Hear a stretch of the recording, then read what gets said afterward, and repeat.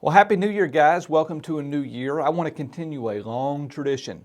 Well, it's only a year old, but it's a long tradition anyway, and we're going to continue it for a long time. A tradition of giving you a project to work on during the course of the year, something that I think is very, very important, but it's going to take some time to learn. Last year, we introduced the idea of the circle of fifths and the importance of the circle of fifths, and I gave you those progressions to work on. Hopefully some of you did. This year, I want to go to something else that I consider very important, and it's the idea of moving from 3-note chords to 4-note chords, moving from triads to 6th and 7th chords. And so we're going to talk about that today. The sound we're going for is this.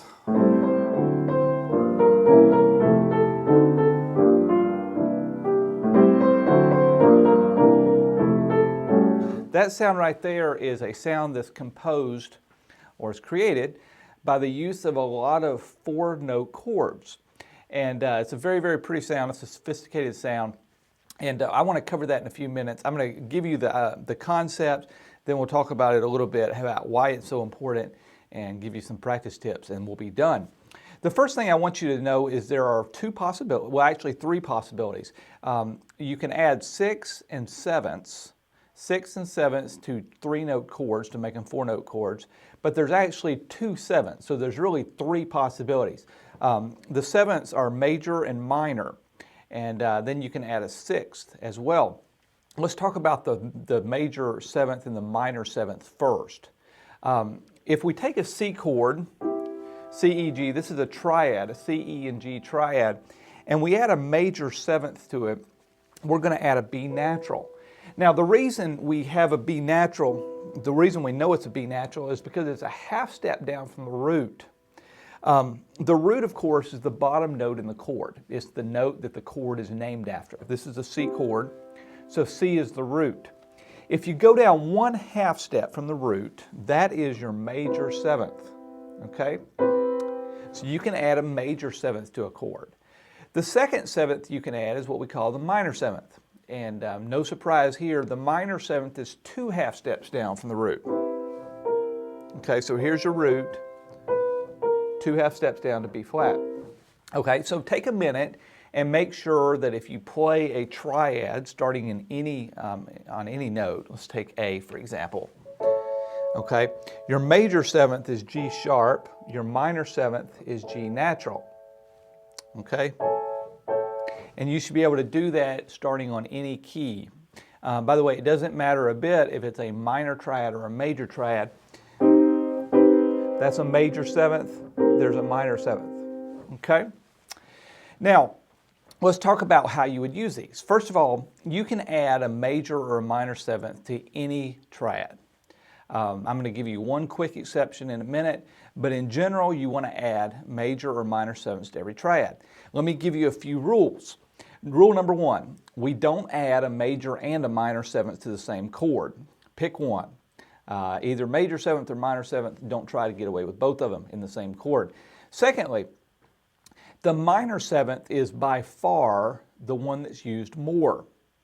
Guys, if you studied with me last year with that idea of diatonic chords, you know that in the key of C, for example, we have a 1 chord, a 2 chord, 3, 4, 5, 6, and 7. There are 7 diatonic chords. We use those chords primarily. Those are the primary chords that we use in creation and music. Those chords, of those 7 chords, 5 of them most naturally are going to use the diatonic minor 7th, the minor 7th. 2, 3, 5, 6, and 7. Those are the chords that are most likely to get a minor 7th. The 1 chord and the 4 chord are more likely to get a major 7th, to sound good with a major 7th. You have this sound, that's a major 7 sound.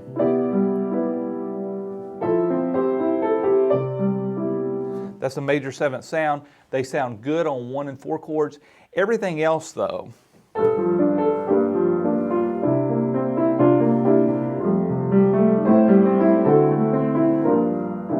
all those chords I'm adding a minor 7th to.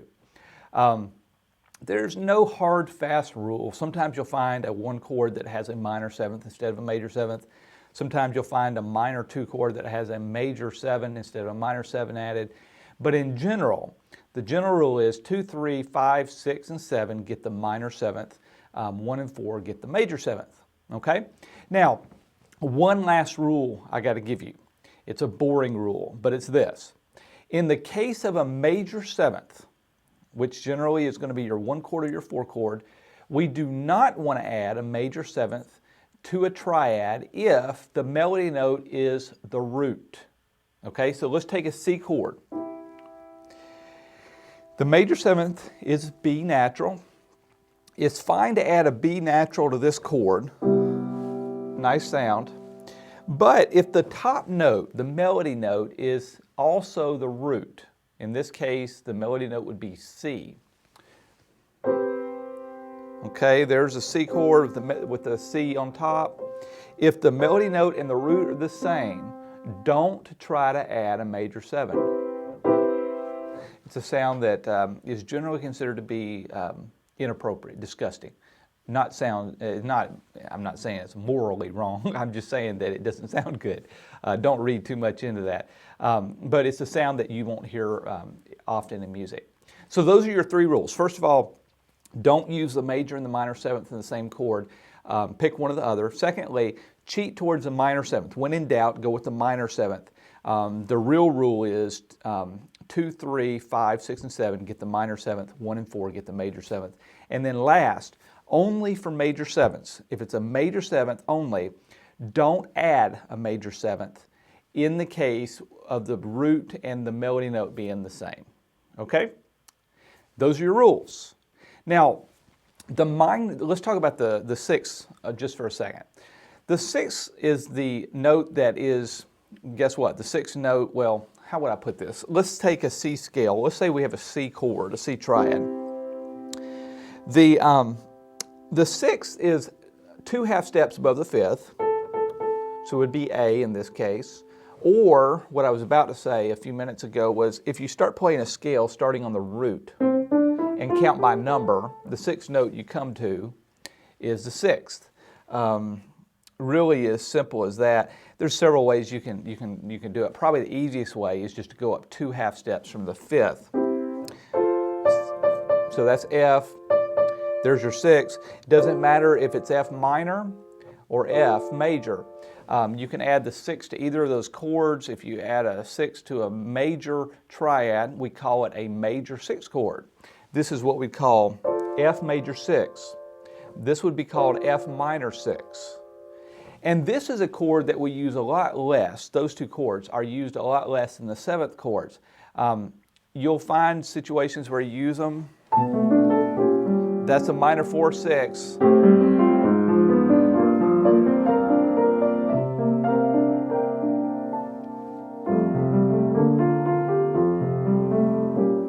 There's a minor 4/6.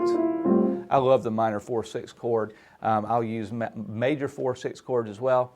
There's a lot of situations where you can use them. It's a matter of personal taste. But you can add 6th to any major or minor triad, usually, and it will sound good.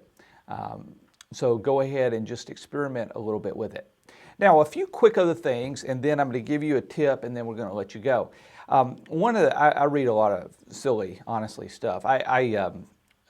Sometimes it's really hard for me to be respectful on some of the stuff I read, about some of the stuff I read. And one of the things I've read in the past is there's something wrong with these kind of chords. Something morally wrong with these kind of chords. And that, of course, is a ridiculous position. I'm not going to really talk about it. The next thing I've heard is that you shouldn't, quote unquote, overuse those kind of chords. And I've heard that actually a lot. You can use 7th chords, but you're not supposed to overuse them. And the thing about that argument is this. If you can overuse 7th chords, why can't you overuse triads? You see, nobody says you can overuse triads. So why would you have the need to, or why would it be possible to overuse the 7th chord? You can't overuse these chords. They're beautiful chords. And if I was going to give you advice, if you asked me, Greg, how often should I add the 4th note to these chords? I would say 100% of the time, basically, except for the one exception I gave you a few minutes ago. 90 to 95% of the chords I play on the piano are 4-note chords or greater. Now the greater than 4-note we haven't got to yet, but I always use chords that are greater than 3 notes. 95, I say always, and then I say 95% of the time. But I always do it. It sounds great. Some people will say, and this is really a silly thing, they'll say, well, 3-note chords are better than 4-note chords. And that's like saying a Model T is better than a 2014 Lexus. It's just silly. Advanced harmony, modern harmony is more sophisticated. It's better than the harmony that was just coming into play a few hundred years ago when people were just starting to discover harmony. So don't fall for any of that. Use these chords liberally in your music.